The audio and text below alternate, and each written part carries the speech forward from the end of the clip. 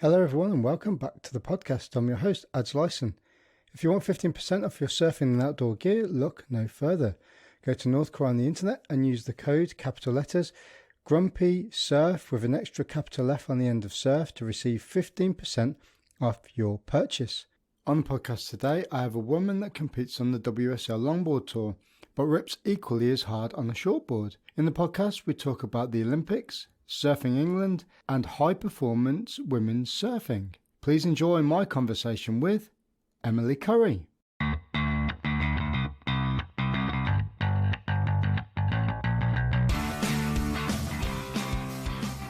Emily Currie, welcome to the podcast. How are you? All good, thank you. A few questions to start with then. Where are you?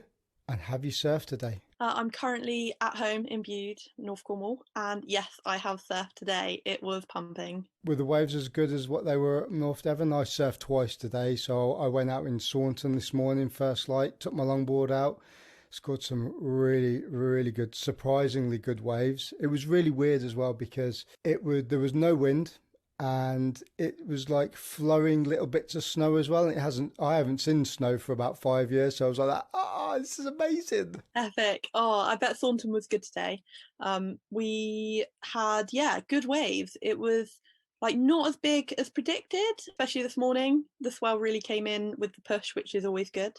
Had brilliant waves this afternoon, mid to high tide, at a little break just north of Bude, and really fun waves, right-handers, just reeling, and great fun. I'm going to put a claim out there because I've been super stoked about this, and I've been trying to tell everyone. I've been trying to hide it because it's kind of a kooky thing to do, but I surfed Croyd just after low tide today, and it was like I've never seen it that hollow. Well, and I got two little barrels, and I was like, yes. And people saw them, and they were like, that, yes. And I was like, yes. Amazing. Like such a good feeling, isn't it? Such a good feeling. Thing is, for me, it's a big thing for me because it never really happens to me in the UK, and I wouldn't really rate myself as like a really good surfer, but the board I've got at the moment is just amazing, and I was able to catch it a little bit before it sort of like went super steep, and there was a few little gems coming through there. And when I parked up, because it's only like 5 minutes down the road from where I work, I looked around the corner and I was like, no. And like there was everybody that was paddling into waves, they were like just tucking in, and I saw a couple of people get little barrels, and I was like, no way, they ran down the beach like a little 5-year-old. Nice. Yeah, Croyd's amazing for that, isn't it, at low tide? And I saw the other day a picture of Baggy Point, like working like a world-class point break. I've never seen it look like that before. It looked insane, and wow, I was jealous. I wanted to be in Croyd. It was so big. Yeah. There's a friend of a friend posted something, Bow Performance, and he posted that up, and I was looking at it, I was like, no way, and it was just reeling in. I think that was a Saturday, and I went down to Saunton on the Sunday, and it was like, again, I don't want to put claims out there or anything like that, but it was like well overhead, like double overhead. And I managed to snag a couple on a longboard, but it was like really windy and bumpy. It was almost kind of like take off and just hold on. Yeah, it just looked insane. Yeah, I think that's what the forecast is for the next few days as well, isn't it? Big, windy. You just hope for the best, don't you, when it's like that, because it holds you up at the top, and just got to see what you can do. That's where you go and find those little secret places where they're a bit sheltered, right? Absolutely. So before we start, I'd just like to get a little bit of background about yourself. So, where did you grow up? How did you get into surfing to get to the point where you are now? Yeah, so I live in Bude, and I've always lived in Bude, grew up here.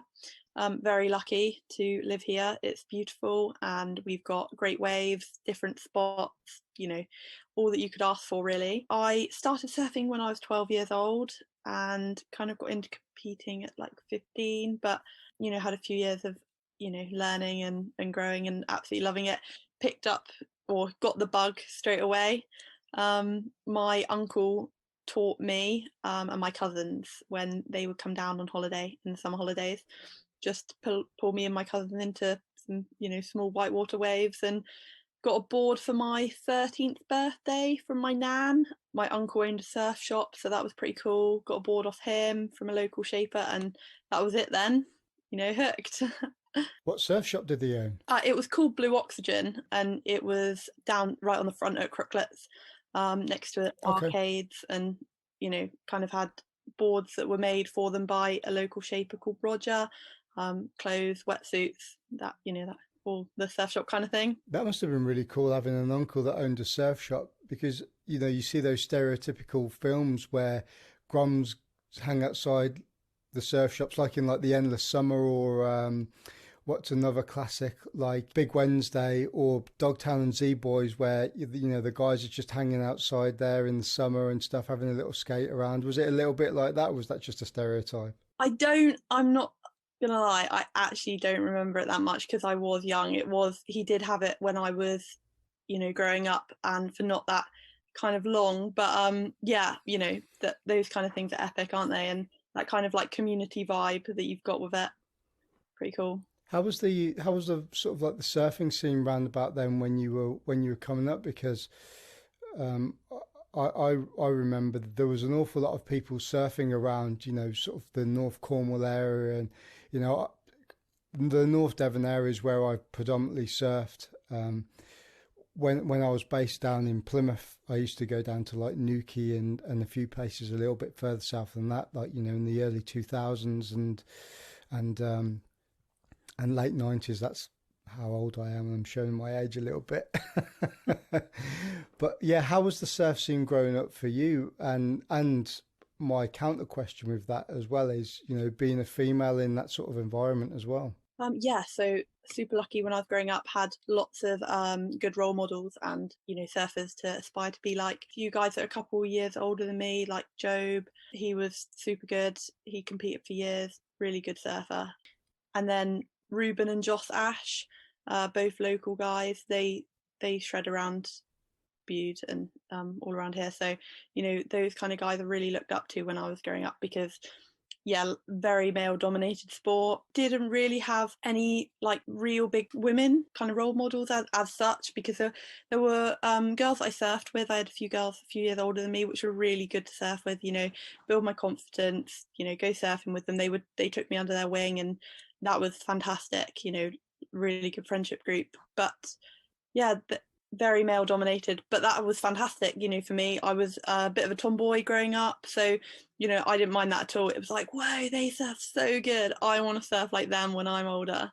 So yeah, and the better I got, then obviously I was going out surfing with them in the lineup with them, and that was really good, because just even now when you surf with better people, it inspires you to get better and push yourself. So yeah, was really lucky with who I had to look up to when I was growing up. I think sometimes you need people that are better than you, especially when you're younger and you're into a sport that does, require a lot of technique and lots of practice. The old saying, the 10,000 hours practice where you become a professional. You do Definitely. Need a lot of role models and people to look up to, just to kind of like emulate, or even have them to go with them to push you as well. Because, I, again, talking about myself a little bit, I didn't really have that. I did everything myself. I travelled on my own. The only people I had to look up to, and this is going to sound really sad and lonely, is I had DVDs and videos to watch and go, right, okay, that's what he's doing. Let's try that. I mean, I do it really shoddily now anyway, but you get the picture. Yeah, no, I was exactly the same. I remember having a small little TV in one of our bedrooms that only played videos at the time, and I remember me and my brothers would watch surfing videos for hours, and I'm talking really old school, like Triple Crown events in Hawaii, those kind of things, like I don't even, probably like 1980s, 1990s, and just, obviously they were surfing massive waves at Pipe and stuff like that, and at that time I wasn't like, oh, I want to do that when I'm older, but it was just amazing to watch. And you're totally right, what you watch you want to do, and you want to copy, and you want to be like. So yeah, like definitely DVDs and videos were a big part of my growing up as well. Did you have much input, or were you that interested into like different types of board shapes? Because I know, you compete quite heavily. We'll talk about that a little bit later, longboarding, but you rip shortboarding as well, to be honest. Did you have sort of any influence with that, or did you just kind of go with it and go with what you enjoy riding? So I started on a shortboard. That was the first board that my nan bought me, and then I kind of went, and that was kind of quite high performance like, but at the same time way bigger than I needed. I think it was like 7 foot, but thin, that kind of thing. But it worked great to learn on, when you're small. And then I got different boards then from a local shaper and was able to try different things. I remember having quite a fun fish when I was growing up as well. And then back into high performance surfing. I think maybe I was like 14 or 15, so I'd been surfing a couple of years, and of my dad's gave me a longboard to try out, and I was like, oh my gosh, this is amazing, this is so much fun. And then I was again hooked on longboarding, and I think I bought the same board that I tried, I actually bought off him maybe a year later or something, and then I had my own longboard in my quiver, and then that was it, longboard, shortboard, whatever I felt like. So that was definitely good. And now have a lot of different board shapes and everything like that in my quiver. Longboard traditional shapes, high performance longboards, shortboards, all kind of shortboards, fishes, twin fins, everything.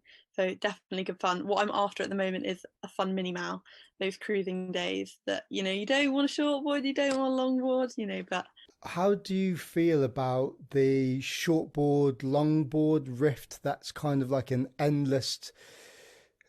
It seems to me that people have got like a real bee in their bonnet about it. Not so much longboarders, but definitely shortboarders, especially in the lineups.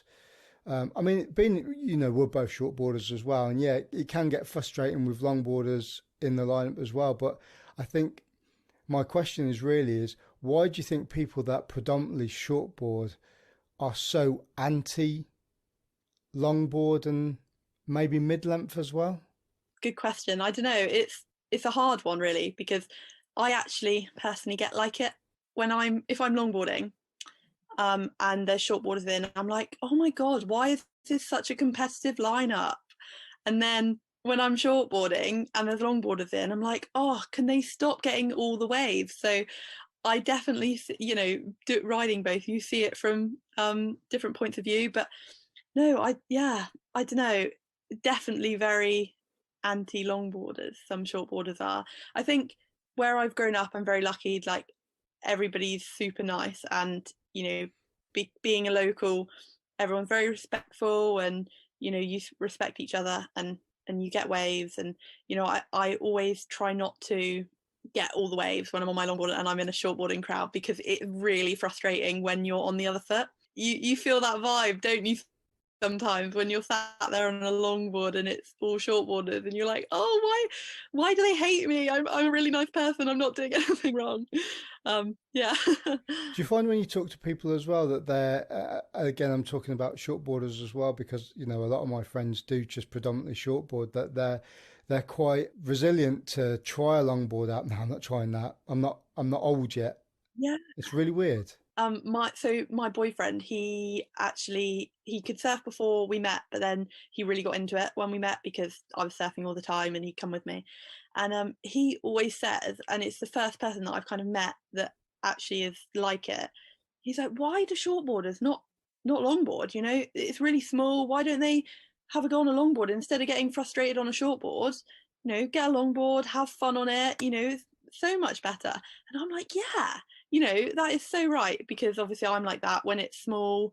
I'm like, oh, why would I go on a shortboard today when you're just going to get frustrated and not really get much? Shortboarders are definitely like, there are some that are like longboard as well, and I'm like, yeah, woohoo, like, let's go. But there are some that are like, no, I'm going to shortboard in everything. And I do get it, because especially as a competition surfer, you need to shortboard in everything to get good, because comps can be held in anything. but definitely, have a go on a longboard or a mini mow or a mid-length, something, that can make your life so much more fun, because it really is, isn't it? There's nothing worse than struggling. Yeah, I've said this before on the podcast where I enjoy shortboarding. I enjoy the speed. I enjoy being able to do turns. I hate watching myself surf, so I can't really comment on that. I like to think I can. But I find longboarding so much more fun. I don't know whether it's the fact that you can get a decent wave count on it. But this morning I've got a 9.4 really old custard point, like nose rider, and I was going to sell it because a few years ago I had a few too many drinks and I put my longboard underneath my van, and my van rolled over the tail of it and pulled the fin box out. So one of my friends was doing a bit of shaping, redid the tail for me. For some reason, he put the rails in the tail were quite sharp as opposed to rounded 50-50 rails for holding the nose on in the water when you walk forward. And I've always struggled with it, but this morning when I had a bit of speed and and I walked to the front, it absolutely flew. So I'm like, nah, I'm not going to sell that anymore. It's all it takes, isn't it? One good surf and you're like, nope, that's the board, that's the one, I love Yeah, it. yeah, it's the keeper. Yeah. Let's talk a little bit about your competition then. Competition you're competing. So when did you start competing in surfing? And did you start competing as a shortboarder or a longboarder first? So I started competing about 15. I started as a shortboarder. I didn't longboard or compete in longboarding for a little while after. I actually got into it. A surf life saving event, I used to compete in those, and I had a friend called Flora who she was from a different club. She was from Croydon actually, and she was saying, "Oh, you like surfing?" And I was like, "Yeah, I love it. I've got into it recently, absolutely loving it." And she was like, "Oh, well, you should come along to a competition." And she competed for a little while previous. So they're great fun, have a go, see what you think. And the next competition was a rip curl grom search, and they were the best competitions back in the day, like amazing prizes. And as a teenager, you're like, oh my god, this is amazing. We got grip pads, we got fins, clothes. It was, yeah, fantastic. And went along to one of those, absolutely loved it. I think I managed to come third in under 14s, which for my first time was, it made you feel really good. And yeah, that was how it started. And because I loved it so much and the people there were really nice, I made friends quickly. Yeah, that was all I needed to be like, oh, I really want to do this. This is really good fun. Okay, cool. Yeah, it sounds. I've seen some of the Grom searches, and they seem like a really good starter platform as well for people getting into competitions. I've never really been heavily into competing myself. I've done the odd competition in the military, and that's pretty much it, to be honest with you. But I can imagine that it's one of those things that I can also push you surfing as well, because you're surrounded by your own peer group, and then when you've seen people doing certain things in, let's be honest, the majority of competitions that are held in this country are in pretty mushy, shitty waves anyway. So watching people do certain things pushes you on a little bit as well. Yeah, definitely. And when you make friends, and in that group we would end up going for sleepovers at different people's houses because it was so much fun on a weekend that we weren't competing. And it was fantastic because I made friends, girl surfing friends that I'd never had before. I was saying about, I had the girls a few years older than me, kind of your age. It was fantastic because all I surfed with at home were girls a few years older than me or guys that were friends at school, and to have that different connection as well from different places. So, it's not at home is fantastic. And that like really pushed you because like you said, they're your age, they're your peer group. So yeah, it definitely does push you and want you to be better because you want to, stay up in the same league as them. When did you start competing at a little bit of a higher level, like going through the British and then the Europeans as well? Because you came third in the Europeans in the longboard competition, didn't you? Yeah, so I think I was 15. I think actually the first year that I started competing, I got into the GB squad, junior squad. I didn't get selected for that, but that was obviously fine. You know, it was my first year. I wasn't really, you know, that into it at that point. I was into it, but you know, the thought of competing for my country was obviously daunting, and I hadn't had that experience before. Then when I was 15, I got selected for the squad again, and then I actually made the team, and we went to the ISA World Junior Championships in Nicaragua, Oh, wow. which was incredible. Yeah, absolutely incredible. Definitely somewhere that I actually want to go back again, because the culture, the waves, the temperature, everything amazing. Yeah, and then after that, I've been in the squad every year since then, junior and senior. And then, yeah, like you said, the came third in the European Surfing Championships last July. Sorry, no, July 2019. I keep forgetting about 2020. And then I also ranked third in the WSL European Longboard Tour. Yeah, that's quite an achievement in itself from a country that isn't really renowned for its world-class waves to being able to compete in those different locations and do that well.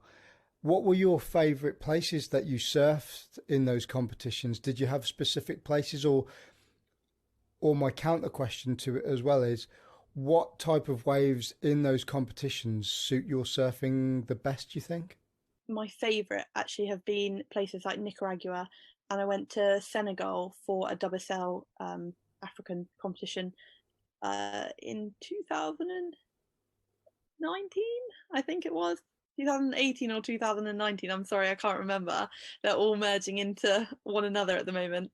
But like countries like that are, you know, fascinating, because it's parts of the world that I probably wouldn't have travelled to if I wasn't a surfer.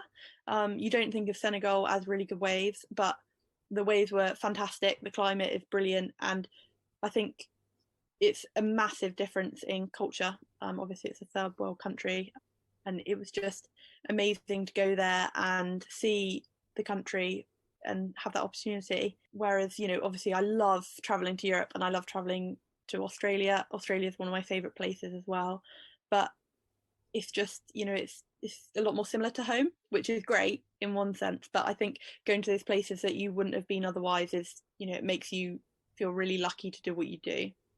Definitely. And sorry, your counter question was waves, wasn't it? I prefer surfing on my backhand, I think, because it's a lot easier to get more critical, you know, pivot points with the bottom turn and everything, and getting your nose above the board, nose above the wave. Yeah, definitely. I think I prefer left-handers. Obviously, that's from a shortboard point of view. I went to China for the ISA World Longboard Championships back in 2018, and that was a left-hander, and I absolutely loved it. I love surfing less on my longboard as well, and it's quite similar. It was quite a similar wave to Bucks Mills, actually. I don't know if you've surfed it. Yeah. But I surfed there a lot before I went to China to kind of get used to going left all the time, and it was a bit, let's say, better than Bucks. That might be, you know, I love Bucks, but obviously it can get quite fat and everything. So this wave in Hainan was, you know, super clean, and you would have different sections of the reef that would really jack up, and you had a really good nose riding section or a really good turn section. So yeah, I think backhand actually I definitely prefer, although currently working on my forehand for both, so yeah, that might change in the future. What are your thoughts on, you were talking about the WSL competitions. What are your thoughts on, starting with the women's shortboarding, the WSL women's competition now having equal pay to the men, but also now they're starting to introduce more of the critical waves involved in the competition as well. So, you know, they surf pipe, the first competition of the season, but they're also going to Chopa as well. Do you think that women's surfing should be at that standard now, especially with the guys that are coming through and the standard of the surfing? And do you think it's going to boost what people are going to be watching? Because surfing these days, especially with media and small edits, is becoming more and more mainstream and more easy for people to watch, where, like, you know, back in the early aughties or the late 90s, you had this really Chad ASP 40-minute program that came out, and it was just focused on the men's event rather than everything incorporated together. Yeah, I think it's fantastic that they've introduced equal prize money. I think it's been a long time coming. The women really deserve it, especially in the championship tour, at the highest level. They are fantastic. They are the best of the best, and you watch them, and some of them surf. Well, all of them surf so good. I look up to Lakey Peterson quite a lot because I think the way that she surfs is so powerful and really really like high performance is just brilliant. And I think those women that they work as hard as the men, they are at the top of their level as are the men. So why they shouldn't have equal prize money has always been questionable. They are the best of the best, and it is their job, and they're paid to do it, and they train as hard as they possibly can to be as good as they are. So I think having equal prize money, it's a great thing for them because they deserve it, and they've deserved it for a long time. And yeah, definitely now surfing those waves that the men are surfing on the WSL, I think is fantastic because it definitely pushes them. You watch the women there, and they don't always look massively comfortable. I remember watching one of the heats at Pipe, and they didn't get away. Both of the girls didn't get away for ages. But that's the same as the men. That's anything in surfing. Like they don't really game. And I remember before Pipe, Carissa was surfing with Jamie O'Brien and training with him as her coach, and that shows that she's out there. She's not messing around. She wants the best surfer that could teach her how to surf that wave. And he just goes, and there's no holding back with him. So I think it really shows that the women, they want to give it their all, and in those waves. And Lakey, the same with her. I watched a vlog of hers. She went out to Tahiti to train at Chopu because they had an event there, and she wanted to make sure she was in a good place to go there and learn to ride barrels on her backhand. And it just shows that they're willing to put in the time, and those aren't waves that she's grown up surfing. So it's really fantastic to watch them go out there and surf amazingly and show everybody in the world that they deserve that equal pay, and they deserve to be surfing those waves like the men. Do you feel that side of things, so the shortboarding side, do you feel that effect towards longboarding as well? So, I mean, obviously, COVID's kind of taken a big hit on competition in the last 12 months, but, the equal pay thing has been in for, a couple of years now. Have you noticed any effect from that coming towards the longboard tour? Not massively, but again, the women on the longboard tour, they're amazing. They surf as good as some of the men. Full stop. You've got Chloe Calmon, Honolulu, Rachel Tilley. They're all amazing, and again, they are at the top of their game. They are fantastic surfers and competition surfers because that's a different kind of surfing, and they are just so beautiful with what they do. And with longboarding, obviously, it's slightly different to shortboarding. It's more of an art. It's you're dancing on your surfboard, and the way some of those girls walk up and down their surfboards it's just fascinating. It's absolutely amazing. And I think sometimes I love watching women longboard compared to men. I think some of the women just have a style to longboarding that is just complete art. It's just absolutely amazing, and just watch it all day long. I remember growing up, not growing up, when I was in my 20s. I'm making myself so really old here. Belinda Baggins was, one of those women that just made everything look really effortless. And I think that's one of the things that I enjoy the most about watching longboarding, and talking about mini mels as well. Watching people on a mini mel, the flow and making everything link together that makes it look effortless. And like you put really nicely, dancing on a board is what draws me to it. And a lot of people, I think, there are guys and girls out there that would probably look at shortboarding, they're coming up doing smash after smash off the lip, very skateboard orientated, and very, having to do those maneuvers in critical positions. But like you were talking, at the very start of the podcast about having lots of different surfboards, I have quite a varied quiver as well, from a fish, to I even have an SUP. That's how cheesy I am. So the variation in it just makes it more enjoyable, I think, and does help with your style and the way that you want to surf a wave. If a wave's fat, you can take your longboard out, or like you say, like your minimal or your mid-length, or a fish. If you've got a big fat fish, you can do that. And I think having those type of people that do that are not necessarily in those competitions, the WSL competitions or the CT or the longboard events, that have this social media platform now, it's more accessible for people to go, oh, do you know what? I could do that as well. Yeah, on social media, just I get lost in my phone sometimes watching longboarders, especially on Instagram. I'm just like, wow, I want to do it like that. Yeah, it is beautiful to watch, I think. And I always found it quite tricky because I'm not a light-footed person, and I find this on my shortboard and longboard. Shortboard for critical blow the tail out turns, and I've always found cross-stepping hard, not cross-stepping the actual cross-step, but actually being so light on my feet to be able to whiz back and forth and make it look really nice. So it's something I've had to work really hard on, and part of that is watching people and being like, I want to do it like that. So yeah, I think social media on that sense is amazing, being able to watch the best surfers in the world from your phone. And like you said, they're not all competitors on the WSL tour. There's a massive amount of surfers that are just surfers because they love surfing, and they do it as well as some of the best surfers in the world.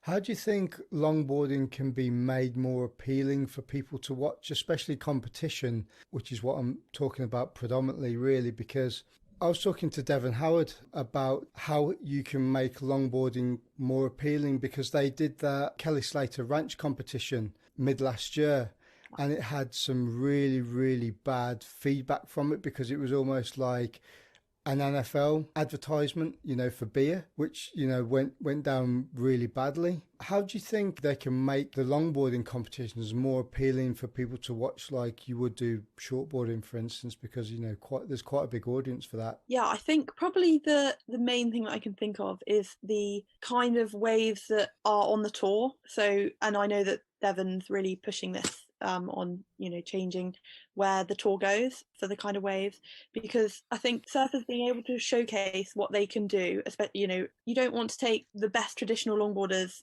in the world to a shortboard wave, or predominantly shortboard wave, super high critical fast wave. Longboarders need to be on a wave that is like a point break, really good longboarding wave. And I think that makes a massive difference, because you're then able to watch those surfers at their best.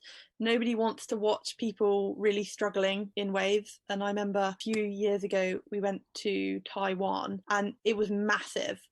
And then the year after, it was also massive. And it was so big the year after that they had to move it to a different wave. And the wave that they held it on was this massive left-hander. And it was, amazing. And the girls and the guys performed really well.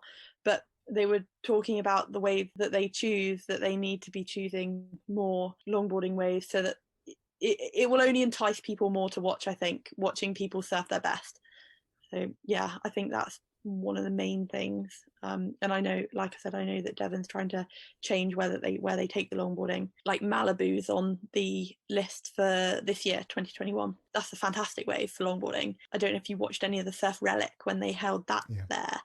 But just incredible, whether it's small, whether it's big, it's a fantastic wave, because it's something that allows you really good longboards, really good nose riding sections, and really good turn sections. So you've got a bit of everything for everyone, and it's a long wave. It's not a short, fast, hollow wave.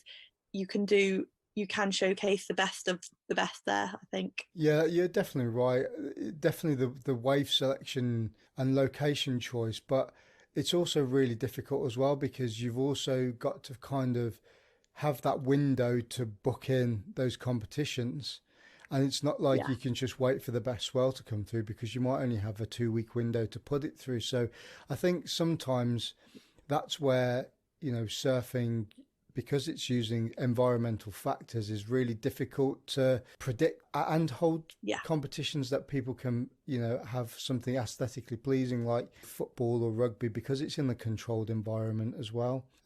Which is probably why there's a lot of conversation about wave pools and stuff these days, because yes, it is autonomous and it pumps out the same wave every single time.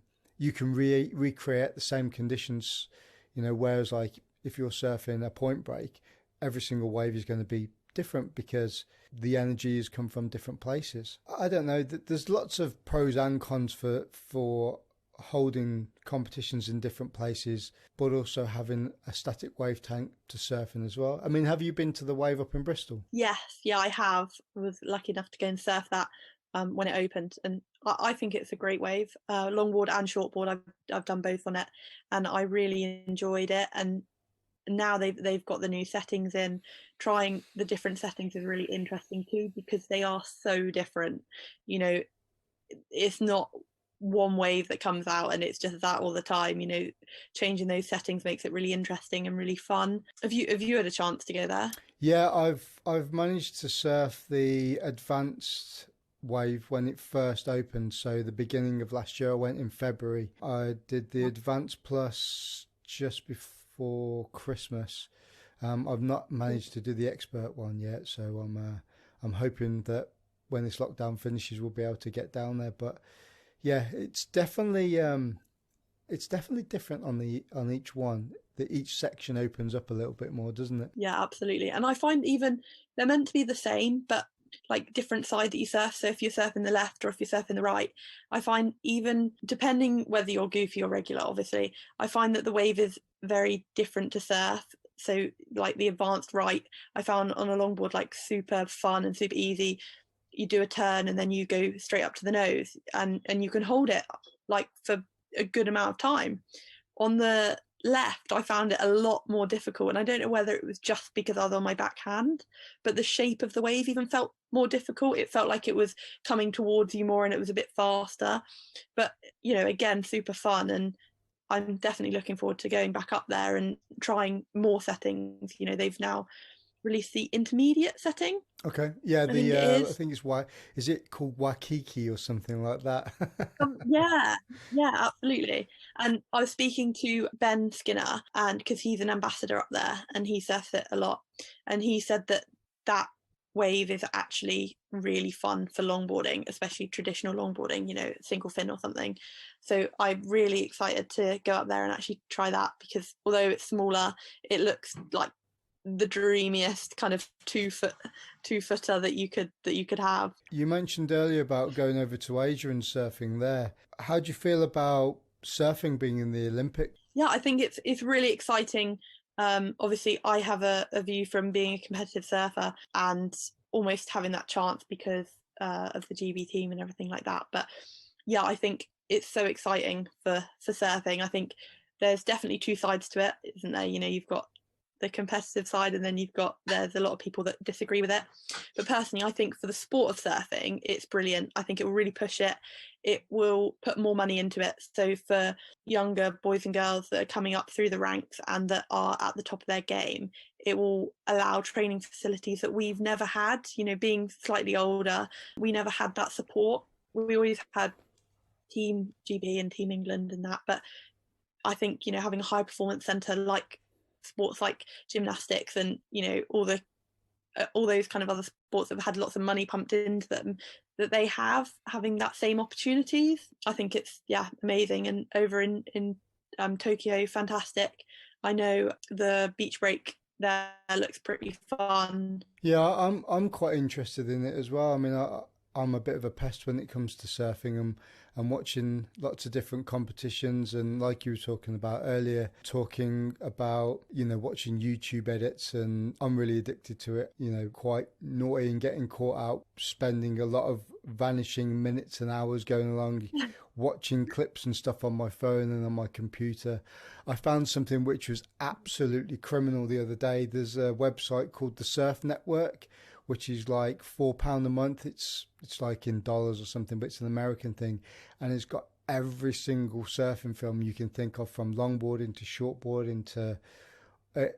Oh man, it's naughty, and I started watching bits and You should bobs have of told that. me. I'm gonna have to have it now. I could give you some links to some different things, and you get lost for days.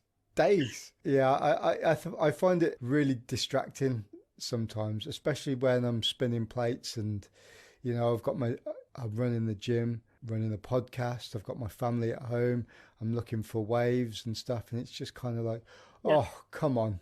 I think I should prioritize a little bit better, I think. I need to do the same. How do you feel about the Surf GB scene and the surfing scene in the UK at the moment? Do you feel, being a competitor for the country, do you feel like surfing is slowly getting there with other sports, or do you think there's still some improvements that could be there, that could be honed? Yeah, I definitely think it's improved. Surfing England have really stepped up recently, and they are wanting to. Well, we've got a squad, and instead of it just being a squad that is picked from one event, our team manager and our team coach, and we have monthly. Well, up before this lockdown, we were having monthly sessions together as a squad, and I think that's a massive thing, because being able to surf, like we were saying earlier, with your peers and pushing each other and just having that support network, I think is really crucial. And I think it's fantastic, especially for junior surfers coming up. The fact that this is what we've got now, it can only improve, and they've got something to look up to as well now. It's now a thing, oh, I want to be in that squad. And the juniors, what they've got as well is a really good setup, and they, I believe, are having sessions regularly with different places and different coaches. So I think it really is improving, and the whole Olympic thing as well. Hopefully I think British surfing hopefully getting a grant soon from UK Sport, because of surfing being in the Olympics, and there being, I think it's called progression, the level progression, so they will get so much money. It can only improve, with that funding that's never been there before. I think the first step is not athletes actually getting it themselves. I think it's really making that development squad and pathway a real thing, and really pushing that to allow surfers to actually have somewhere to progress to, have somewhere to work on, and have dedicated coaches to go with that. I think it can only make the difference to getting Britain up to a level that's like the rest of the countries, the best of them. Yeah, 100% agree. How is your own personal training going? So I know you're putting some stuff up on Instagram, you're deadlifting and some Olympic lifts and stuff. How do you find incorporating that with sort of like your own physical fitness, going along with your own surfing as well? Yeah, so I really enjoy that side. I always have. I've always been sporty. So when I was at an age where I could go to the gym, I used to train with this lady called Heidi, who was amazing. She was a surfer, but she was a boxer as well, and she was a really talented boxer. And she opened my eyes to a lot of different things in the gym, and made me really, really enjoy it. Made sessions fun, made sessions hard, and really pushed me. And now I train with a guy called Angus at Peak Performance, which is based in Bude, and he's great. He really knows what I need and what surfers need. So he's a surfer himself, and he studied strength and conditioning at university.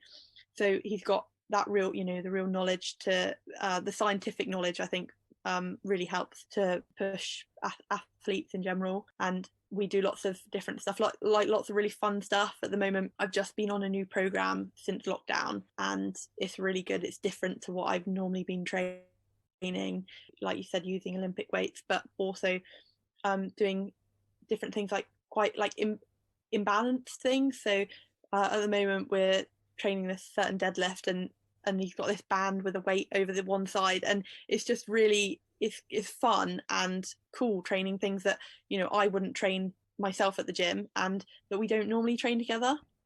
And we're training hard at the moment to push my surfing, both shortboard and longboard. But at the moment, I'm working on shortboard a lot because I've been coaching with a guy called Joel at Surf Solutions, and he's so he's like a grom, like absolutely, he's so dedicated, and he's so enthusiastic, and I love training with him. So that's really good. And we've got a lot of things that we're working on at the moment in shortboarding. So being able to see, and hopefully see in the future, that transferability from the gym to the ocean will be fantastic. Do you feel like you're going to start converting over from being a longboarder to a shortboarder now, do you?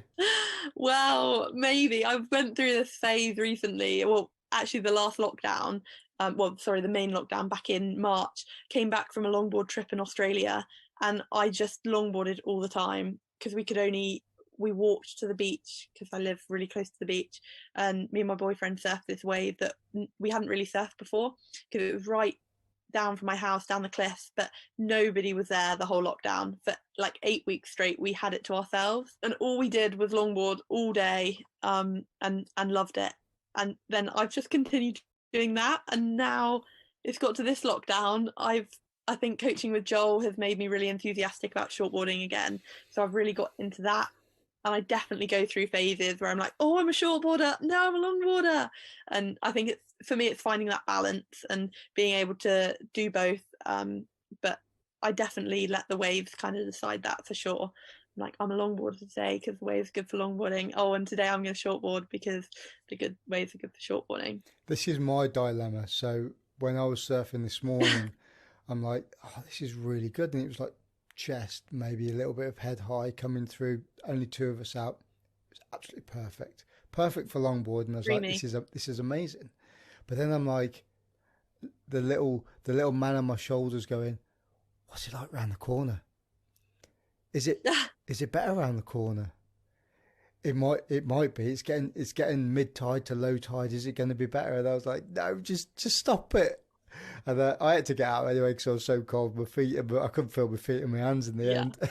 But I always get stuck in a dilemma, and it's one of those things with surfing, isn't it? It's you choose your location where you're going to go out, you choose what equipment you're going to go on, but then part of you's like, it could be better somewhere else.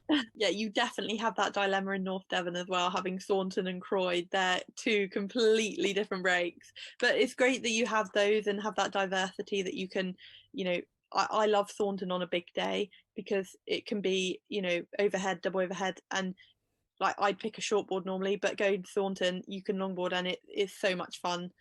It's just mellow and cruisy, and although it can get heavy when it's it can get really good when it's by the cave, can't it? But yeah, it's definitely good having those different breaks to definitely progresses you on both. It is a really nice place, and I think North Devon is one of the nicest places. I mean, I've surfed Cornwall quite a lot, and I just think the location's amazing. There's so much diversity all the way from the north coast up the Bristol Channel through Ilfracombe, and even to go the other side of the estuary mouth to go towards Bideford, you've got Westwood Hoe, and there's lots of little nooks and crannies and a few little places that you can just drop down some cliffs and some just go looking for stuff yourself. I mean, even Saunton, I know what you're talking. I don't know what you're talking about. Even Saunton itself, it's such a massive beach that there's so many different peaks. You just have to walk down and go and have a little look for them yourself. Where are some of the best places outside of competition that you've gone to surf? Have you travelled a lot? So yeah, I've done different types of travelling. Been on a bus trip in Europe with my friend. That wasn't surfing. But I'm trying to think. Went to Australia back 5 years ago. I actually flew today 5 years ago to Australia for the first time, and again with the same friend, and we actually got the Greyhound bus from Sydney up to Cairns, and surfing some of those spots up the east coast were just fascinating. And when I went back to Australia in February last year to go, we actually hired a camper van to some places that I hadn't got to go to when I was last out there, or I had got to go to, and I knew they were just so good. So there was a place that was really good, Crescent's Head, in Australia. We went out for 6 weeks last February, and after the competition, the WSL competition, we then, like I said, went in a motorhome and travelled down to Sydney. And Crescent's Head was, I think, my favourite place. It was amazing. Just people were really cool. We had a campsite right by the point, and you just, you woke up, walked over, oh, the surf pumping, let's go, get our board. And I remember we surfed from the morning. We got out for breakfast, we get back in, we get out for lunch, and then we get back in, and you were in for hours, and it just worked throughout the day, and it was a great wave. I do like rights because it's regular. Yeah, it was so much fun, and we had a really good swell there. It was like one of the best that they'd had that year. I know we were only a month into the year, but they get obviously great waves out there, so to have the waves that we got was fantastic. Another place in Australia was, I want to say, Emerald Beach. I can't actually remember what it's called, but it was I want to say a bit further south, and there were kangaroos on the headland, and that was so cool, just wild kangaroos, because you don't see that in England, but in Australia it's so common. And we went up there and walked up there, and it was fantastic. And then right down next to the headland were just these good overhead waves, and I surfed there that night and the morning after, and had some absolutely pumping waves with hardly any people out. And it was really cool to find those beaches where not everybody was, and it wasn't like Snapper Rocks where it's heaving. There were places where it's really quiet and you can get some world-class waves. Definitely the bigger countries like America and Australia, and even some of the islands around Indonesia and Sumatra, you have the more well-known breaks that people will probably go to, and it'll be really, really busy. But there are those really nice little spots that you can just go driving around on a scooter, or if you've got a hire car, and just go looking around the coves and the cliffs and stuff. And like you're saying, you had a house in Australia that was literally right outside. There was a break and there was no one there. And I think that's what really makes surfing a little bit more unique than other sports, is the fact that you can travel around and all you need is a wetsuit and a board, and it's really accessible to do. And all you have to do is just go and look, and that's the whole point of it, really. And what you were talking about earlier about competition and making surfing more mainstream because more and more people are doing it, I think there is a little bit of a soulfulness to it as well. But I think you can chop and change and decide when you want to do that. I mean, obviously you're a competitor, so you can go and compete and do that, but you also like the solidarity of going away and finding somewhere with your friends or your boyfriend or whoever it is that you're going to go surfing with, and you can find that. It's just having that knowledge base behind to be able to achieve that. Oh, absolutely. And I think that's what I've loved so much about lockdown, when we went into it last March, was there was nothing on the horizon, no comps, no nothing. And I'd just come back from a comp and I hadn't done very well. But although it was a competition, I'd just come back from the most amazing 6 weeks in Australia. So, it's like a love-hate relationship, isn't it? You can't be too hateful because you're in Australia and it's just amazing. But just having that freedom, I've not had that since I started competing, having that time off. Normally it's from November until February. It's 3 months off a year. And to have this, not sure when you're going to go and compete again, was, I absolutely loved it. Part of me did miss competing, but not as, I surprised myself. I was like, this is just amazing, just surfing and really connecting with surfing again. It's very easy to get into that head of, I've got a competition here and a competition here, need to train hard, need to make sure I'm eating right, and everything like that. And I think it was much more just flowy, and I was like, I absolutely love my life, and I'm very grateful for my family, and I'm grateful to live here and be able to walk to the beach and enjoy this all day. and yeah, definitely reconnected with surfing in a much deeper sense of just competing. I could surf what I wanted when I wanted, and I think now it will always be like that for me.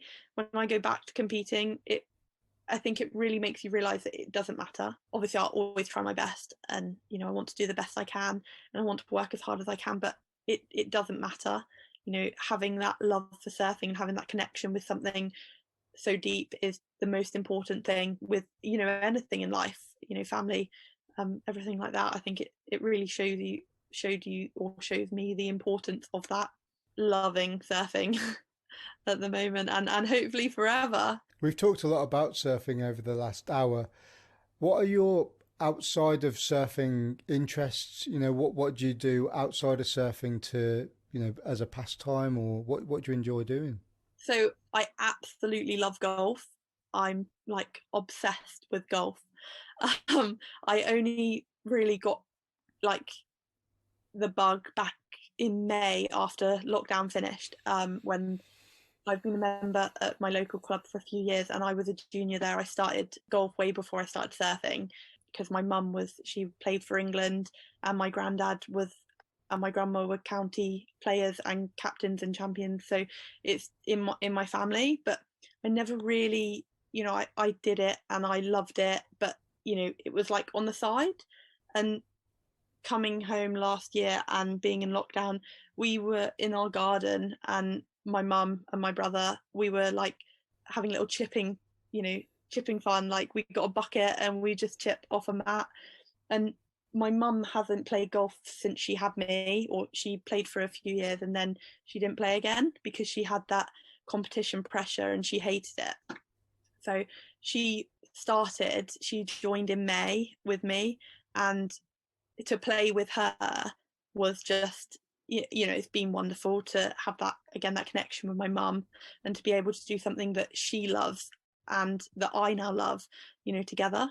And I play with my boyfriend as well, and I quite often go out with him and my mum and granddad, and to have 3 generations doing that, I count myself very lucky, and I definitely am glad that I'm playing with, able to play with my granddad and my mum. So yeah, golf. Sorry, this should be a golfing podcast. I'd be so into it. But Don't get me started. I'm not. Do you like it or not like it? Yeah, I was very similar to you. My because I'm from the Midlands originally, and my Okay. granddad was heavily into it, and he bought me golf clubs when I was 4 or 5 years old. I was all right. I was all Yeah. right at it, but I've never really hunkered down and taken it up seriously. I enjoy playing it. I've got golf clubs hanging up in my garage at home, but they come out like maybe 2 or 3 times a year. So I think I don't know what it is with people that are competitive with golf, because you see a lot of people that are professional athletes or whatever. I mean, look at Kelly Slater and all the pros, and all them guys. Lakey Peterson as well, and a few of the other guys on the women's tour as well. Spare time when there's some lay days, that's where they're down. They're down the golf course playing golf, and what a position to be in, traveling all around the world, surfing and playing golf. Yeah, absolutely. And that's like, now I've really got into it and I've got that bug. It's killing me not being able to go on the golf course, and I'm a mid-handicap amateur golfer, and you've got I'm here complaining about not being able to play golf, and there's going to be professionals out there that are also struggling with it way more than I am right now. But no, it's fantastic. I think being able to take it around the world is what I'm really excited when I can get back traveling. Is some of the places that we go with surfing, there are the most amazing golf courses out there, and I'm so excited to be able to actually take that opportunity and go and play golf. I know my mum, she was talking about, oh, when you go away, like, I'll come because we can take our golf clubs, and I was like, yes, we can do that, mum. And it was definitely more me pushing her than her pushing me in that sense. She was like, oh, maybe, and I'm there like, no, you need to come. We can go and play golf in Lanzarote or wherever we're going. But yeah, just I think it's because it's a very similar sport in the sense that golf you can't master. My gran has always taught me that. He said it's not something you can master, which is why people are so addicted to it, because no game is ever the same. And yeah, I could talk all day about golf. Emily, we're going to tie this up a little bit, and I'm going to finish off with a quick fire round. I love saying this at the end. I call it a quick fire round, but it never ends up being a quick fire round. I'll try my best. I won't get like carried away. So the first question is, if you had one surfboard fin setup for the rest of your life, would it be a single fin, twin fin, quad, thruster, bonzer, or finless? Or I'm going to throw a bonus one in there, which I did last time, a 2+1. A twin fin. Your favourite surfer and why? Tatiana Weston Webb, actually, or Steph Gilmore. Oh, both of them really, really good. Their styles and the way that they surf are just amazing. The first surf film you ever watched? That Triple Crown event that I told you about on a video. Classic. The last surfing film you ever watched, or you have watched? Oh, I watched Riff, which is Carissa Moore's video. I watched that about 4 or 5 days ago. It's really good. Recommend to anybody who likes Carissa Moore or women surfing. You know that got some really bad press. Did it? Yeah. Oh, I really enjoyed it. I did. I watched it as well. And I don't watch, this is going to sound really shallow, I don't watch surfing films for it being in depth. I watch it for the surfing. And people were saying it was very surfish. You didn't get to see into Carissa's life. She didn't really open up. And I was like, that. Why would you want to do that to somebody in a film? What, you're going to tell everybody on a film your deepest, darkest secrets? That's just dumb. Yeah. Well, I definitely thought she did more than like the average surf film, wasn't it? It was like there was a bits about her life, but yeah, like I totally agree with you. Your dream surf trip? Oh, I would like to go to the Maldives because I've never been to the Maldives, and it just looks incredible. A boat trip there would be a dream come true.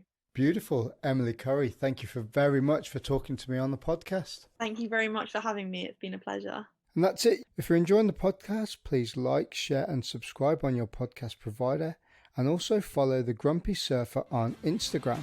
Thanks for listening.